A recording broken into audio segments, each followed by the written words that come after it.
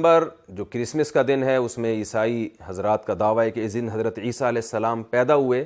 تو کرسمس کے حوالے سے ہم سب کو ایک بات سوچنی چاہیے کہ حضرت عیسیٰ علیہ السلام کی پیدائش کا مقصد کیا تھا.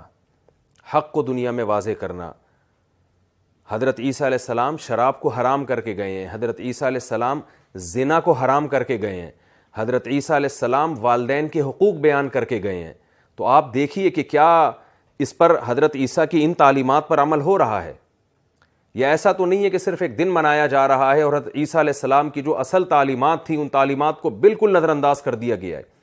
حضرت عیسیٰ علیہ السلام کی تو داڑھی تھی. حضرت عیسیٰ علیہ السلام تو توحید کے علمبردار تھے.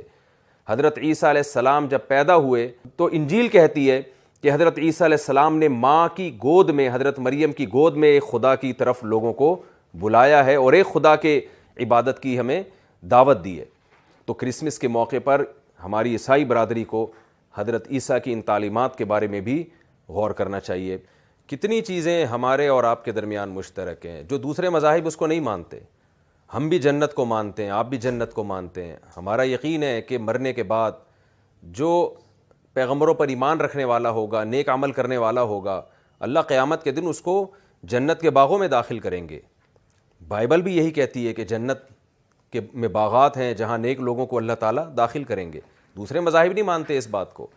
ہم بھی اس بات کو مانتے ہیں کہ جو برے اعمال کرنے والے لوگ ہیں ان کے لیے اللہ نے جہنم کی آگ رکھی ہے, ان کو آگ کا عذاب ہوگا.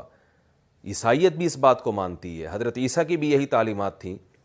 اور آج بھی جو عیسائیوں میں مذہبی ہیں وہ جہنم پر ایمان رکھتے ہیں کہ مرنے کے بعد جو برے لوگ ہیں وہ جہنم میں جائیں گے.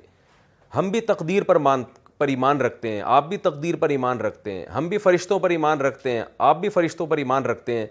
تو کتنی ساری چیزیں اسلام میں اور عیسائیت میں کامن ہیں. تو ہمیں غور کرنا چاہیے ان سب باتوں پر کہ قرآن کی جو دعوت ہے وہ بائبل کے خلاف نہیں ہے. وہ بائبل, قرآن بار بار کہتا ہے کہ جو حضرت عیسیٰ علیہ السلام پر جو مضامین نازل ہوئے ہیں قرآن انہی کو دنیا میں پھیلانے کے لیے آیا ہے.